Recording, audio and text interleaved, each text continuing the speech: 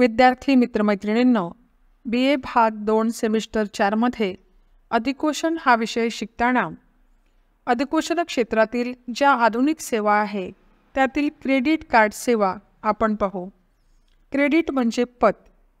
ज्या व्यक्तीला कार्ड दिले जाते ती व्यक्ती कुठे नोकरी करते, तिचा व्यवसाय काय आहे, तिची वार्षिक मिळकत किती आहे इत्यादी बाबींची चौकशी केल्यानंतरच बँका आपल्या ग्राहकांना क्रेडिट कार्ड देतात।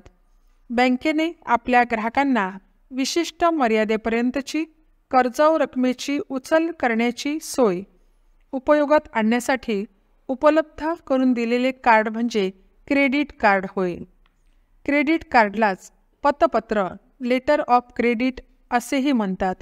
या कार्डावर जास्तीत जास्त किती रकमेपर्यंतचे व्यवहार होऊ शकतात यावर मर्यादा असते। ग्राहकासंबंधीचे उपरोक्त निकष विचारात घेऊनच संबंधित बँक ही मर्यादा निश्चित करते। क्रेडिट कार्ड वापरून आर्थिक व्यवहारांची परतफेड देय तारखेपूर्वीच करावी लागते, अन्यथा ठराविक दराने बँक त्या रकमेवर व्याज आकारते। अलीकडे जीवन विमा किंवा सर्वसाधारण विम्याप्रमाणेच क्रेडिट कार्डचा सुद्धा विमा काढण्याची सोय काही बँकांनी उपलब्ध करून दिली आहे। क्रेडिट कार्ड हरविल्यास किंवा त्याचा दुरुपयोग झाल्यास होणाऱ्या नुकसानीची भरपाई विशिष्ट प्रमाणात कार्ड धारकास या विमा संरक्षणामुळे प्राप्त होते। सामान्यतः ग्राहकाने क्रेडिट कार्ड हरविल्याची सूचना विमा कंपनीला दिल्यानंतर त्यापूर्वीच्या व नंतरच्या 12 तासातील कालावधीत केलेल्या क्रेडिट कार्डवरील व्यवहारांमुळे झालेल्या नुकसानीची भरपाई विमा कंपनी देते। क्रेडिट कार्डची मूळ संकल्पना ही अमेरिकेतील असून 1950च्या दशकात अमेरिकेतील अनेक बँकांनी आपल्या ग्राहकांना क्रेडिट कार्डची सेवा देण्यास सुरुवात केली। त्यानंतर 1966 मध्ये इंग्लंडमध्ये सर्वप्रथम बर्कलेज या बँकेने आपल्या ग्राहकांना क्रेडिट कार्डची सेवा उपलब्ध करून दिली। भारतात आंध्र बँकेने 1981 मध्ये, बँक ऑफ बडोदाने 1985 मध्ये, कॅनरा बँकेने 1987 मध्ये तर बँक ऑफ इंडियाने 1988 मध्ये आपल्या ग्राहकांना क्रेडिट कार्डची सेवा उपलब्ध करून दिली। आज भारतातील जवळपास सर्वच बँका आपल्या ग्राहकांना ही सेवा पुरवित आहे। या कार्डाच्या उपयोगामुळे संबंधित ग्राहकाला पत म्हणजे कर्ज उपलब्ध होत असल्यामुळे या कार्डास मराठीत पतपत्र असे म्हटले जाते।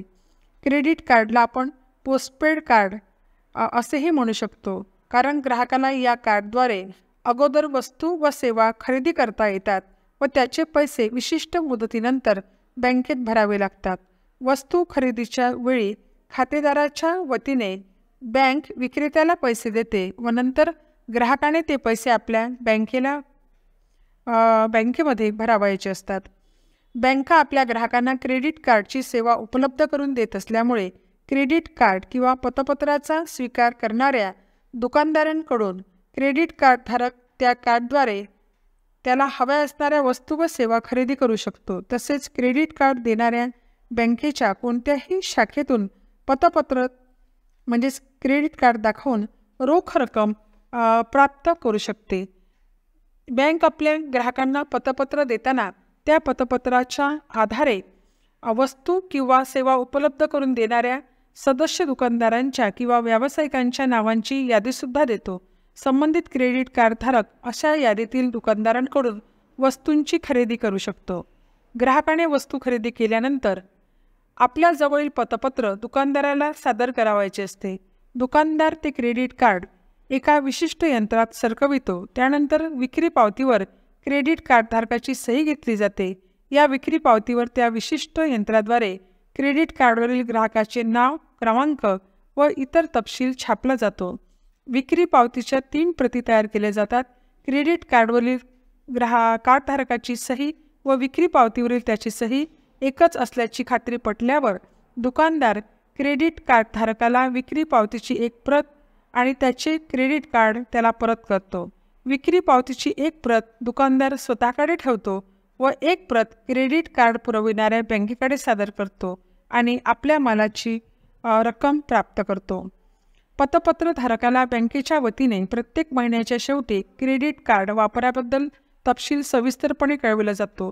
यात पतपत्र धारकाने उचल केलेली रक्कम एकाच वेळी किंवा ठराविक तारखेपर्यंत भरण्यासंबंधी सूचना दिलेली असते. जोपर्यंत ही रक्कम ग्राहक बँकेत भरत नाही तोपर्यंत बँक त्यावर विशिष्ट दराने व्याजाची आकारणी करीत असते.